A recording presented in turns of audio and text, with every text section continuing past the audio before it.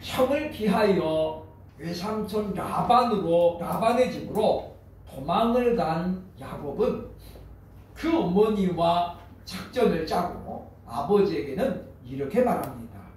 내가 내 아내 될 사람을 구하려고 이제 메소포타미아로 가겠습니다.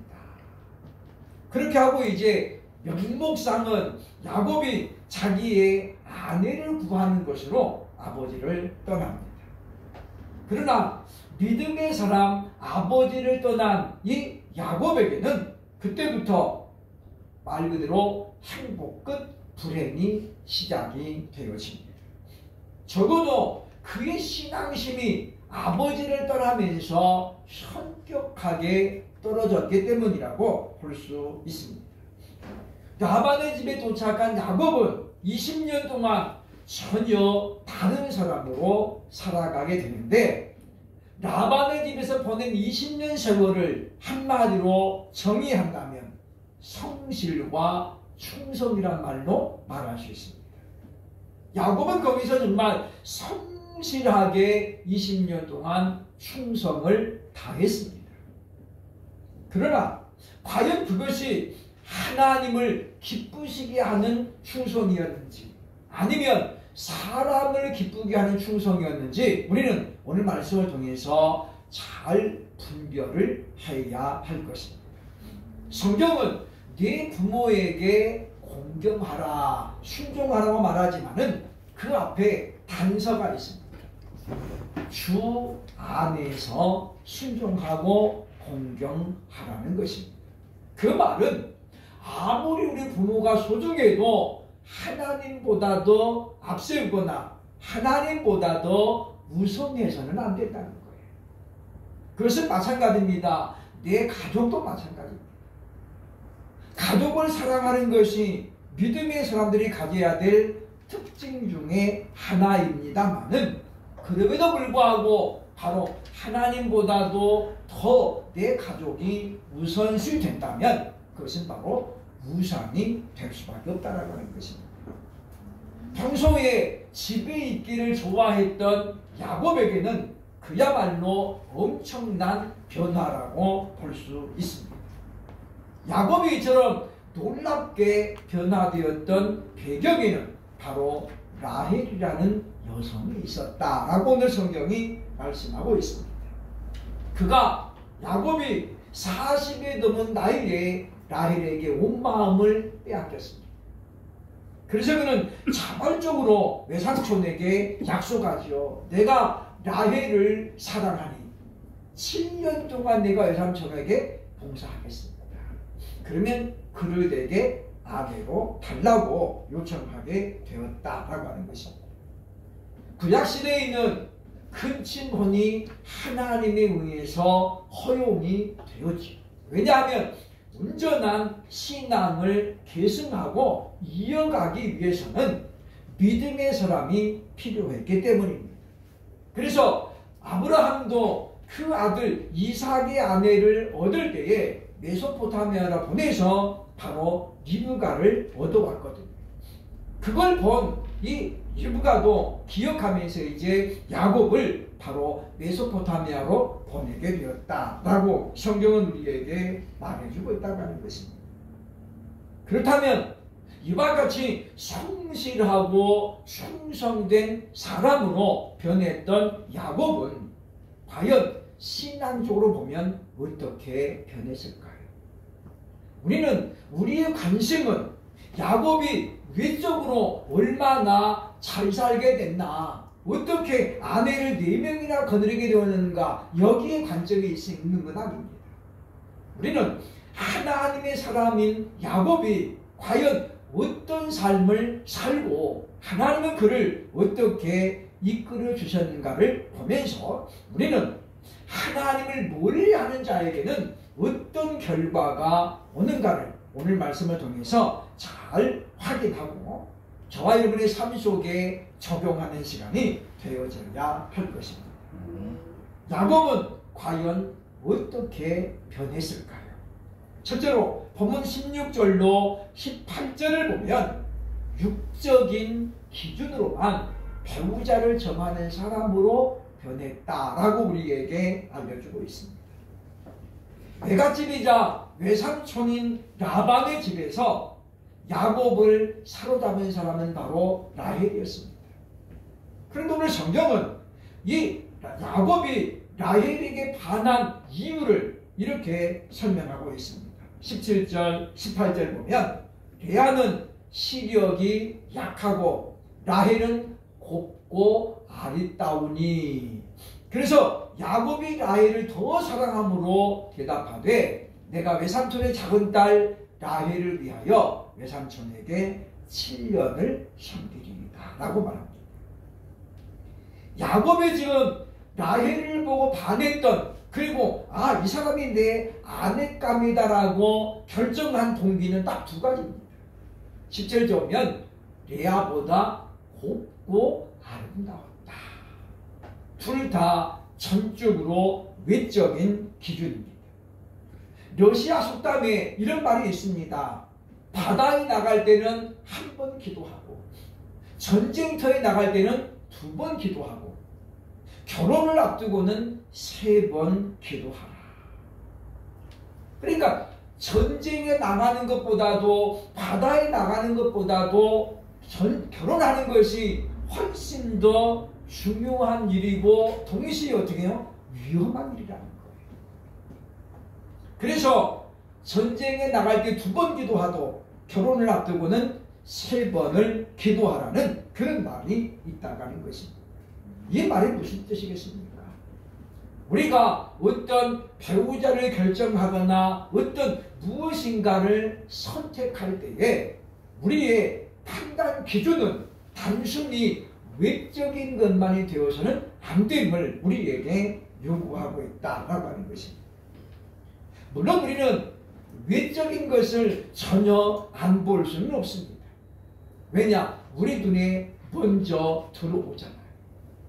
그러나 그것을 우리가 우선순위의 1번으로 올려서는 안 된다라고 하는 것입니다.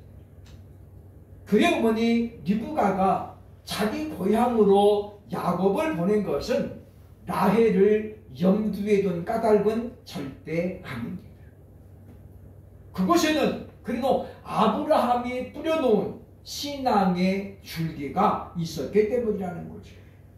그러나 야곱은 고향을 떠나면서 그런 신앙심을 전부 잊어버리게 되어집니다. 그 베델에서 누스라에서 보면 꿈을 꾸면서 하나님을 경험했던 야곱은 그 경험을 까맣게 잊어버리고, 그리고는 자신의 눈에 보이는 대로 판단하고 기준을 갖고 그렇게 배우자를 선택했던 우리에게 보여주고 있다는 것입니다. 그래서 보면 아버지 보면 이 이삭도 사실은 가나안 여인의 며느리를 별로 좋아하지 않음을 야곱은 보았기 때문이죠. 왜냐? 쌍둥이였던 에서는 가나안 여인을 아내로 받았습니다. 그런데 그 결과에 대해서 창세기 28장 8절에 보면 에서가 또 본즉 가나안 사람의 딸들이 그의 아버지 이삭을 기쁘게 하지 못하는지라 라고 말합니다. 그러니까 이방인이었던 그 며느리들이 이삭을 기쁘게 하지 못했다는 거예요. 그런 모습을 보면서 야곱은 바로 메소포타미아에 가서 믿음의 사람을 아내로 맞이해야 됐다라고 생각을 했던 것을 보게 되어집니다. 그럼에도 불구하고 이 야곱은 어떤 신앙이라든가 또는 성품보다도 외적인 것을 보고 기준을 정했던 것을 보여준다는 거지요. 옛 어른들 말에 얼굴 뜯어먹고 사냐라는 말이 있습니다. 우리 얼굴은 외적인 것은 세월이 흐르면 다 변해요. 또 살다 보면 우리가 정으로 사는 거지 예뻐서 사는 것은 아닙니다. 그런데 이 야곱은 바로 이와 같이 나이가 적은 나이가 아니에요. 연대기를 거꾸로 훑어 올라가면 야곱이 첫 번째 아들을 낳았을 때 나이가 49세입니다. 적은 나이가 아니죠. 에서는 40세에 결혼해가지고 이미 자녀를 낳았어요. 야곱은 거기에 비하면 10년 가까이 결혼이 늦었다라고 볼 수 있습니다. 암양이라는 뜻을 가지고 있는 이 라헬은 외모에 비해서 성품은 그렇게 좋지는 못했다라고 볼 수 있습니다. 그래서 하나님의 사람은 무엇보다도 신앙을 먼저 보아야 돼요. 그 다음에 성품을 봐야 됩니다. 근데 살다 보니까 또 많은 사람들을 만나다 보니까 사람은 성품이 참 중요합니다. 어떤 성품을 갖고 있느냐에 따라서 사람이 피곤할 수도 있고 행복할 수도 있기 때문이다라고 하는 것입니다. 라헬이 아이를 못 낳았잖아요. 그랬더니 어느 날 야곱에게 화풀이를 해야 됩니다. 나로 아들을 낳게 하라. 야곱이 그때는 화가 굉장히 났던 것 같아요. 왜냐? 그것이 한두 번이 아니었던 것이요. 그래서 야곱 말합니다.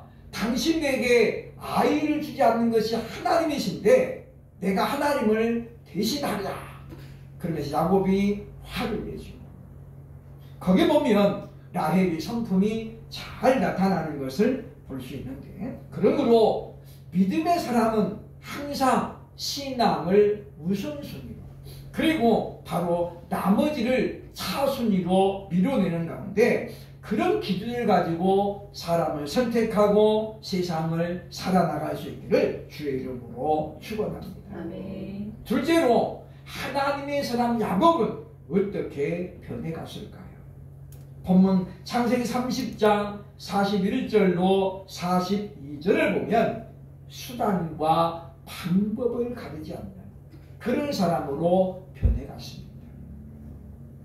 창세기 30장 32절로 39절에 보면 야곱이 라반과 임금에 대한 계약을 맺는 장면이 나옵니다. 라반은 야곱이 자기 집에 오면서부터 상당히 부자가 됐어요.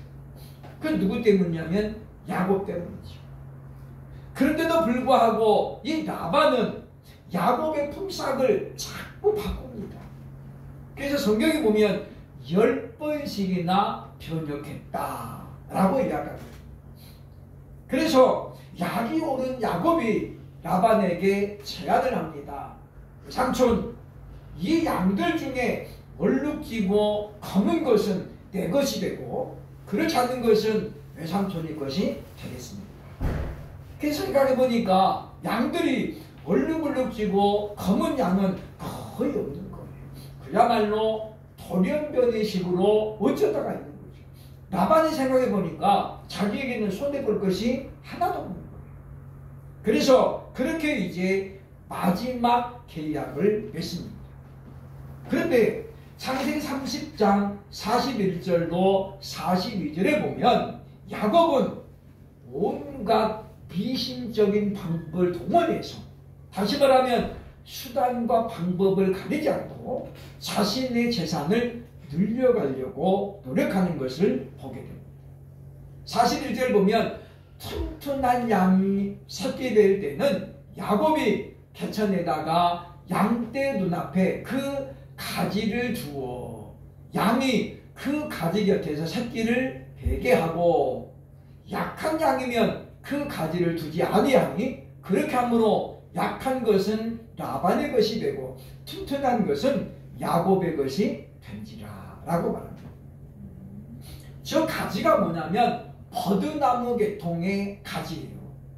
약간 얼룩얼룩한 그런 색깔을 가진 그런 나무죠. 그러니까 여기 보면 튼튼한 양들이 짝짓기 할 때는 야곱이 그런 버드나무 가지를 옆에다 둬가지고 그 색깔을 보면서 아이를 갖게 하고, 약하고 비실비실한 양들이 오면 그거를 치웠다는 거잖아요.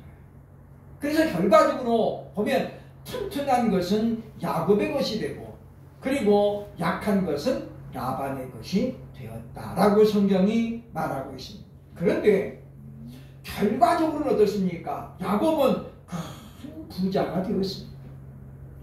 라반의 아들들, 그러니까 야곱에게는 처남들이죠. 처남들이 보니까 자기 아버지 재산은 줄어들고 야곱의 재산은 많이 늘어나는 거예요. 야곱은 자신의 이와 같은 노력으로 그렇게 해서 부자가 되었다라고 생각했습니다마는, 그러나 그 생각은 얼마 안 가서 깨지게 됩니다. 그의 고백을 보면 창세기 31장 9절에 보면 하나님이 이같이 그대들의 아버지의 가축을 빼앗아 내게 주셨느니라 라고 말하고 있거든요. 그러면서 이어지는 성경 창세기 31장 38절로 40절에 보면 이렇게 말합니다. 내가 이 20년을 외삼촌과 함께 하였거니와, 40절로 넘어가면 내가 이와 같이 낮에는 더위와 밤에는 추위를 무릅쓰고 눈붙일 겨를도 없이 지낸나이다. 여기 보면 눈붙일 겨를도 없이, 이 단어 속에서는 야곱이 얼마나 자신이 맡은 일에 충성을 했는가를 가늠할 수 있습니다. 그러니까 하나님께서 야곱에게 재산을 많이 늘려주신 이유는 그렇게 미신을 쫓아서 그런 어떤 약한 수단을 썼기 때문이 절대 아니고, 여기 보면 그가 눈붙일 겨를도 없이 충성하는 것을 하나님이 보시고 그래서 야곱에게 복을 주셨다라고 우리는 생각을 해야 된다는 거예요. 왜냐하면 우리 하나님은 인격적이신 분이시거든요. 지난주 말씀드린 것처럼 아버지를 속여가며 사는 자들에게 하나님 복을 주시겠습니까? 절대 그럴 수 없습니다. 또 마찬가지입니다. 우상을 섬기지 말라. 오직 나 외에는 다른 신이 없다라고 선포하신 하나님이 그런 우상 미신을 쫓아가는 사람들에게 복을 주셨다면 지금도 우리가 복을 받으려면 그렇게 해야 된다는 거예요. 그러나 성경은 뭐라고 합니까? 오직 하나님은 유일하신 신이라고 설명하고 있습니다. 그러니까 하나님께서 지금 야곱에게 재산을 증식하게 하신 이유는 그런 수단과 방법 때문이 아니에요. 하나님은 뭘 보신 거예요? 야곱의 충성을 보았다는 거죠. 그래서 20년 동안 그가 그야말로 불철주야로 일하는 것을 보시고 그가 하나님께 복을 받을 만한 사람이었던 우리는 기억을 해야 됩니다. 2000년도에 미국으로 이민을 간 제 친구가 하나 있습니다. 상도동에서 교회를 하다가 교회를 접고 이민을 갔죠. 처음에는 공부하라고 간다 여겼는데 결국은 이민이 됐어요. 그분이 작년에도 만나고 재작년에도 제가 만났습니다만은 그런 말 하더라고요.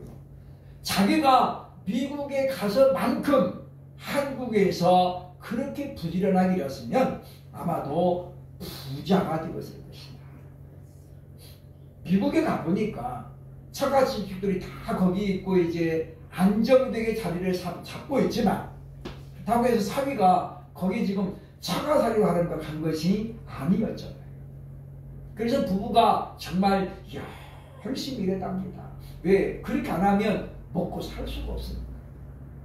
그래서 한국에서는 한 번도 안 해봤던 일들을 하면서 이제 그가 돈을 벌었는데 그분이 그런 말 하는 거예요. 한국에서 오신 분들이 와가지고 정말 부지런하게 한다는 거죠. 새벽 4시 되면 세탁소 문을 열고 한국인들이 제일 많이 하는 것이 세탁소라는 거예요. 그리고 다 수고를 다닙니다. 수고를. 한국에서는 세탁 하잖아요. 그 똑같이 하는 거예요. 그리고 끝나면 어떻게 다 또 갖다 주잖아요. 그러니 얼마나 편하겠어. 그리고 마트를 많이 한다는 거죠. 밤 12시가 돼도 문을 안 닫고 새벽에도 5시 되면 문을 열고. 그래서 미국인들이 생각합니다. 한국인들은 잠을 안 자고도 살대. 얼마나 신기하겠어요. 그죠? 그것도 하루 이틀이죠. 하루 이틀. 그러니까 매번 그러는 거예요. 그야말로 불사도처럼 살아갑니다. 그런데 한국에서 그렇게 하면 부자가 되고도 남는다라는 거죠. 우리는 하나님께서 야곱에게 복을 주신 이유, 그것은 특별 은총이 아니라 일반 은총이었다는 거예요. 우리가 예수를 안 믿어도 정말 우리가 성실하고 충성스럽게 살면 하나님은 복을 우리에게 주십니다. 그래서 보면 우리가 재벌 들고 오세요. 그 사람들 다 예수 믿나요? 아니잖아요. 그죠? 근데 그들은 정말 우직하게 부지런하게 삽니다. 그리고 충성되게 일하잖아요. 그죠? 그러나 우리는 이와 같이 맡은 자에게 충성을 요구하시는 하나님을 기억하면서 우리는 라헬 때문에 충성하는 것이 아니라 우리는 하나님의 은혜 때문에 충성을 다하는 그런 우리들이 되어야 할 것입니다. 세 번째, 하나님의 사람 야곱은 어떻게 변했습니까? 16절로 20절을 종합해보면 정욕에 눈이 먼 사람으로 변했다라는 것을 봅니다. 우리가 살면서 어디에 또 어떤 일에 충성을 다하는가는 굉장히 중요합니다. 우리나라의 정치사에도 사람에게 온갖 충성을 다한 사람들이 많이 있죠. 그러나 그들은 얼마 안 가면 잊혀집니다. 반대로 국가를 위해서 충성하거나 하나님 나라를 위해서 충성한 사람은 대를 바뀌어도 기억이 납니다. 그러므로 우리는 어떤 사람을 위해서 충성하는 것이 아니라 기왕이면 나라를 위해서 충성하고 그리고 하나님을 향해서 우리가 충성해야 되겠다라고 하는 것입니다. 야곱은 20년간 라반의 집에서 충성했습니다. 그러나 그들의 마지막 장면은 결코 좋지 않았습니다. 야곱은 20년을 채우고 야반 도주를 합니다. 자기 식구들을 다 모아가지고 외삼촌 몰래 도망을 치거든요. 그것을 라반이 늦게 알고 야곱을 뒤쫓아옵니다. 그리고 야곱을 만난 라반은 야곱에게 하나의 맹세할 것을 요구하는데 그게 창세기 31장 50절에 나옵니다. 만일 네가 내 딸을 박대하거나 내 딸들 외에 다른 아내들을 맞이하면 우리와 함께 할 사람은 없어도 보라 하나님이 나와 너 사이에 증인이 되시느니라 하는 거예요. 무슨 이야기입니까? 라반이 장인어른 되는 라반이 사위를 찾아와 이렇게 말하는 거예요. 너 나한테 맹세해라. 앞으로 절대로 다른 여자를 아내로 맞지 않겠다라고 약속해라. 그 말은 무슨 이야기겠습니까? 라반이 레아와 라헬 두 딸을 아내로 줬잖아요.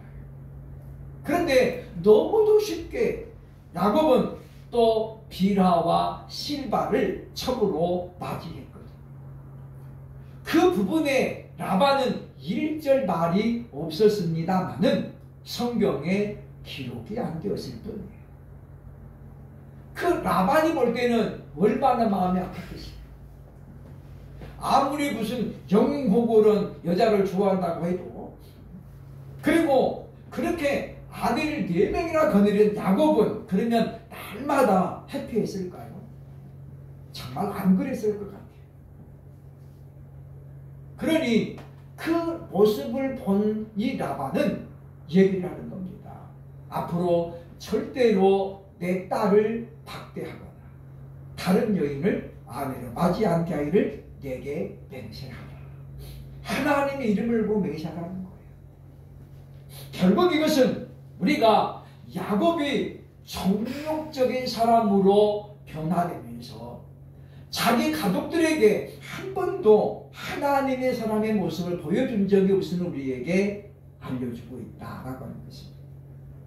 그래서 우리는 이 세상을 살아가면서 우리가 열정적으로 정욕적으로 살아가야 되지만은 그러나 정욕에 우리가 눈이 멀면 안 된다라고 하는 거예요.